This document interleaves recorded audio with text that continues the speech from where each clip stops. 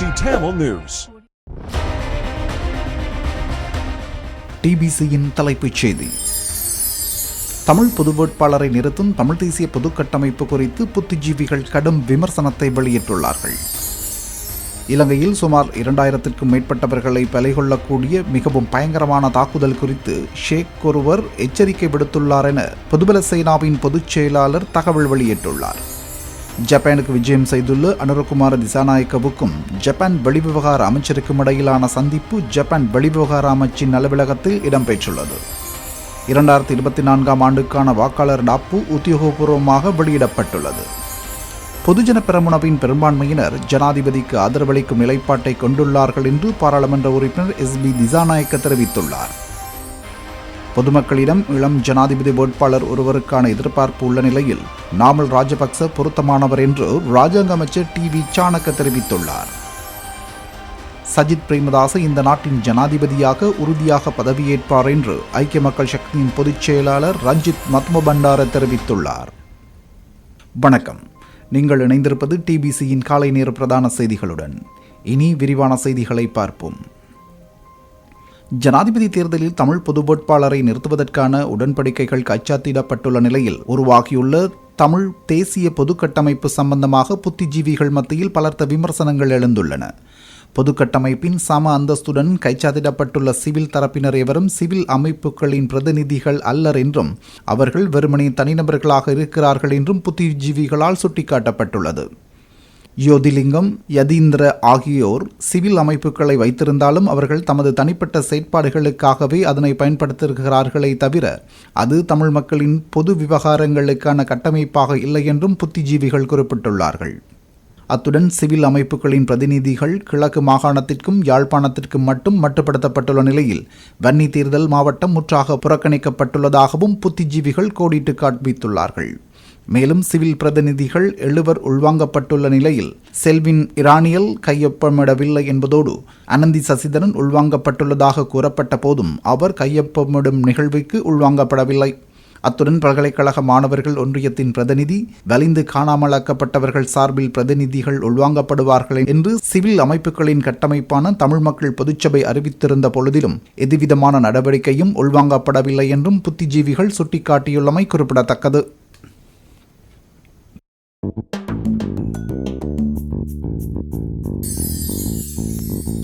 இலங்கையில் சுமார் 2000க்கும் மேற்பட்டவர்களை பலி கொள்ளக்கூடிய மிகவும் பயங்கரமான தாக்குதல் குறித்து ஷேக் ஒருவர் 2014 ஆண்டு எச்சரிக்கை விடுத்தார் என பொதுபல சேனாவின் பொதுச் செயலாளர் கலகுடாத்தை ஞானசார தேரர் தகவல் வெளியிட்டுள்ளார். நீதிமன்றத்தால் பிணையில் விடுவிக்கப்பட்டுள்ள அவர் ஊடகவியலாளர்களை சந்தித்த போது இந்த தகவலை வெளிப்படுத்தியுள்ளார்.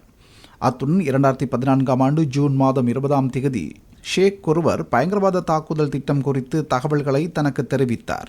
திக்வெல்லவிற்கு வந்து தன்னை சந்திக்குமாறும் அவர் என்னை கேட்டுக்கொண்டார் என்றும் தேரர் குறிப்பிட்டுள்ளார்.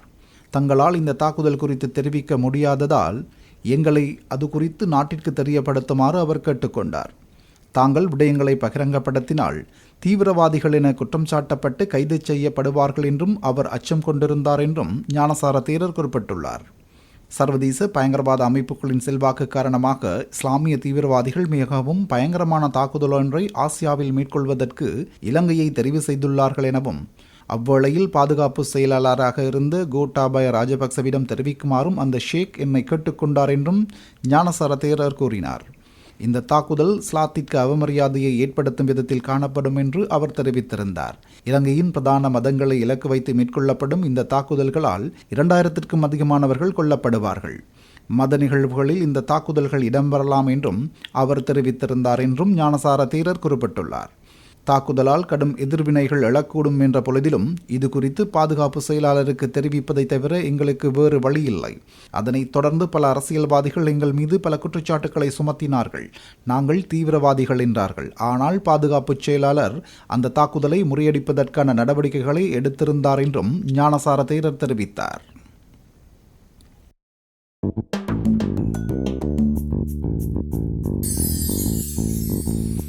ஜப்பானுக்கு விஜயம் செய்துள்ள தேசிய மக்கள் சக்தியின் தலைவர் அனுரகுமார திசாநாயக்கவுக்கும் ஜப்பான் வெளிவிவகார அமைச்சர் யோகிஹிரோவுக்கும் இடையிலான சந்திப்பு ஜப்பான் வெளிவிவகார அமைச்சின் அலுவலகத்தில் இடம்பெற்றது. இலங்கையில் நிலவுகின்ற பொருளாதார மற்றும் அரசியல் நிலைமைகள் குறித்து இரு நாடுகளுக்கும் இடையில் நீண்டகாலமாக இருந்து வருகின்ற நட்பு தொடர்வதாகவும் ராஜதந்திர மற்றும் பொருளாதார உறவுகளின் அடுத்த கட்ட நகர்வுகள் சம்பந்தமாகவும் இதன்போது கலந்துரையாடப்பட்டது. அத்துடன் எதிர்வரும் ஜனாதிபதி தேர்தல் தொடர்பாகவும் விரிவாக பேசப்பட்டது. இதன்போது ஜப்பான் வெளிவிவகார அமைச்சர் அனுரகுமார திசாநாயக்கவுக்கு வாழ்த்து தெரிவித்தார். இந்த சந்திப்பின் போது தென்கிழக்கு மற்றும் தென்மேற்கு ஆசிய விவகாரங்கள் திணைக்களத்தின் தென்மேற்கு ஆசிய பிரிவின் பணிப்பாளர், அப்பிரிவின் பிரதி பணிப்பாளர் உட்பட்ட உத்தியோகத்தர்களும் தேசிய மக்கள் சக்தியின் ஜப்பான் குழுவின் உறுப்பினர்கள் சிலரும் கலந்து கொண்டிருந்தார்கள்.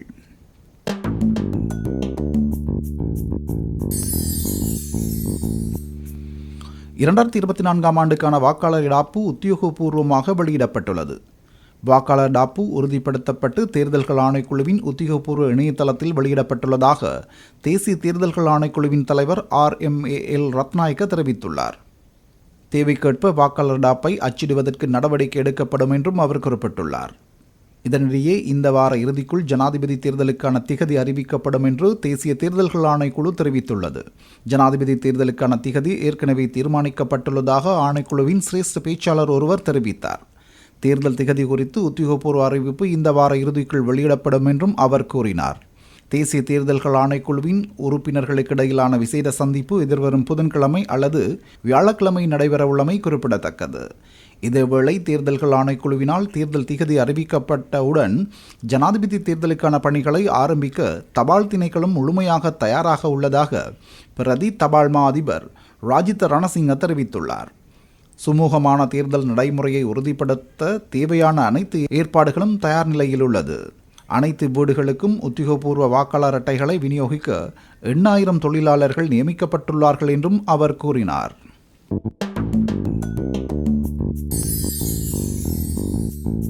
பொதுஜன பெரமுனவின் பெரும்பான்மையினர் ஜனாதிபதி ரணில் விக்ரமசிங்கவுக்கு ஆதரவு அளிக்கும் நிலைப்பாட்டை கொண்டுள்ளார்கள் என்று அந்த கட்சியின் பாராளுமன்ற உறுப்பினர் SB திசாநாயக்க தெரிவித்துள்ளார். ஜனாதிபதி தேர்தலில் பொதுஜன பெரமுனவின் வேட்பாளர்கள் நிறுத்தப்படுவாரா என்ற கேள்விக்கு பதிலளிக்கையிலேயே அவர் இவ்வாறு தெரிவித்தார். அடுத்த ஜனாதிபதி தேர்தலில் ஜனாதிபதி ரணில் விக்ரமசிங்கவே வேட்பாளராக நிறுத்தப்பட வேண்டும் என்ற நிலைப்பாட்டில் பொதுஜன பெரமுனவின் பெரும்பாலானவர்கள் உள்ளார்கள் என்றும் அவர் குறிப்பிட்டுள்ளார். தம்மிக்க பெரேரா மிக பலமான வர்த்தகர். அவரும் ஜனாதிபதி தேர்தலில் போட்டியிடுவதற்கு தயார் என்று அறிவித்துள்ளார். எனினும் தேர்தல் வெற்றி சம்பந்தமாக பொதுஜன பெரமுன அவதானம் செலுத்த வேண்டியுள்ளது என்றும் அவர் வலியுறுத்தினார்.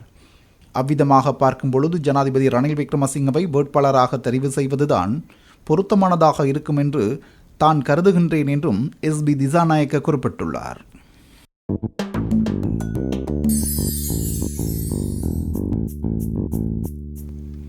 பொதுமக்களிடத்தில் இளம் ஜனாதிபதி வேட்பாளர் ஒருவருக்கான எதிர்பார்ப்பு உள்ள நிலையில் நாமல் ராஜபக்ச பொருத்தமானவர் என்று ராஜாங்க அமைச்சர் TV சாணக்க தெரிவித்துள்ளார். பொதுஜன பெரமுனவின் தலைமையகத்தில் எதிர்வரும் சனிக்கிழமை இளைஞர் மாநாடு தொடர்பில் அறிவிக்கும் ஊடகவியலாளர் சந்திப்பில் கலந்து கொண்டு உரையாற்றும் பொழுது அவர் இதனை தெரிவித்தார். ஜனாதிபதி இதுவரையில் தேர்தலில் போட்டியிடுவது தொடர்பாக அறிவிக்கவில்லை. அதே நேரம் கட்சி என்ற வகையில் தீர்மானம் எடுப்பதற்கு முறைமை உள்ளது என்றும் அவர் கூறினார். எமக்கு நிறைவேற்றுக் குழு உள்ளது, அரசியல் குழு உள்ளது. ஜனாதிபதி வேட்பாளர் சிலர் எமது கட்சியுடன் கலந்துரையாடல்களில் ஈடுபட்டுள்ளார்கள். அந்த வகையில் ஜனாதிபதி வேட்பாளர் தொடர்பில் நிறைவேற்றுக் குழுவும் அரசியல் குழுவும் அது தொடர்பில் தீர்மானம் மேற்கொள்ளும் என்றும் அவர் தெளிவுபடுத்தினார். நாட்டிற்கு சிறந்த, நாட்டையும் எமது கட்சியும் வெற்றி பாதைக்கு இட்டுச் செல்லும் ஒருவரை எமது வேட்பாளராக தெரிவு செய்வோம். நாட்டிலுள்ள இளம் ஜனாதிபதி வேட்பாளர் நாமல் ராஜபக்ச என்பதில் மாற்று கருத்தில்லை என்றும் அவர் குறிப்பிட்டுள்ளார்.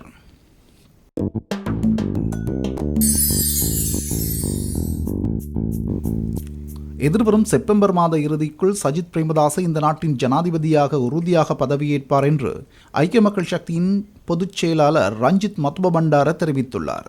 கொழும்பில் உள்ள எதிர்க்கட்சி அலுவலகத்தில் நடைபெற்ற ஊடகவியலாளர் சந்திப்பில் கலந்து கொண்டு உரையாற்றும் பொழுது அவர் இதனை தெரிவித்தார். தேர்தலுக்கான உரிய காலம் அறிவிக்கப்பட்டுள்ளது. அதனை நன்கு அறிந்து கொண்டுதான் ஜனாதிபதி ரணில் விக்ரமசிங்க அரசியலமைப்பு திருத்தங்களை மேற்கொள்வதற்கு முனைகிறார் என்றும் அவர் குற்றம் சுமத்தினார். தேர்தல் தொடர்பில் போலீஸ் துறை தவறாக பயன்படுத்தப்படுகிறது.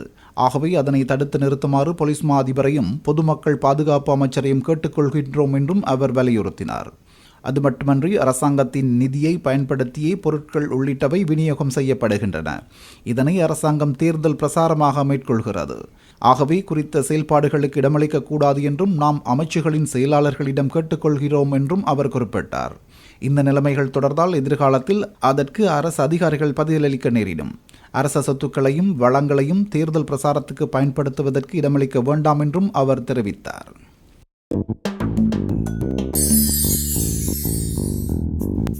நிமல் ஸ்ரீபால டி சில்வா, துமிந்த திசாநாயக்க ஆகிய இருவருக்கும் கட்சியில் எந்தவொரு சட்ட அங்கீகாரமும் அந்தஸ்தும் கிடையாது என்று ஸ்ரீலங்கா சுதந்திர கட்சியின் பொதுச் செயலாளர் தயாஸ்ரீ ஜெயசேகர தெரிவித்துள்ளார். கொழும்பில் நடத்திய ஊடகவியலாளர் மாநாட்டில் கலந்து கொண்டு உரையாற்றும் பொழுது அவர் இதனை தெரிவித்தார். நானே இந்த கட்சியின் சட்டபூர்வமான பொதுச் செயலாளர். நீதிமன்ற உத்தரவின் பேரில்தான் அந்த பதவி எனக்கு வழங்கப்பட்டுள்ளது. அந்த வகையில் நீதிமன்றத்தின் உத்தரவுக்கு அமைய ஸ்ரீலங்கா சுதந்திர கட்சியை உரிய இடத்திற்கு கொண்டு செல்வதற்கு நாம் கூடிய விரைவில் நடவடிக்கைகளை மேற்கொள்வோம் என்றும் அவர் குறிப்பிட்டார். அது மட்டுமன்றி அவர்கள் தேர்தல் ஆணைக்குழுவின் எதுவிதமான ஆவணங்களையும் சமர்ப்பிக்கவில்லை. இதுவே இறுதி தீர்மானம். இவ்விரண்டு பேரையும் தேர்தல்கள் ஆணைக்குழு தெளிவாக பார்க்கிறது என்பதுதான் இறுதி முடிவாக உள்ளது என்றும் தயாஸ்ரீ ஜெயசேகர குறிப்பிட்டார். அந்த செய்தியுடன் நிறைவு பெறுகிறது இன்றைய டிபிசியின் காலை நேர பிரதான செய்தி. மீண்டும் மாலை நேர செய்திகளுடன் சந்திப்போம்.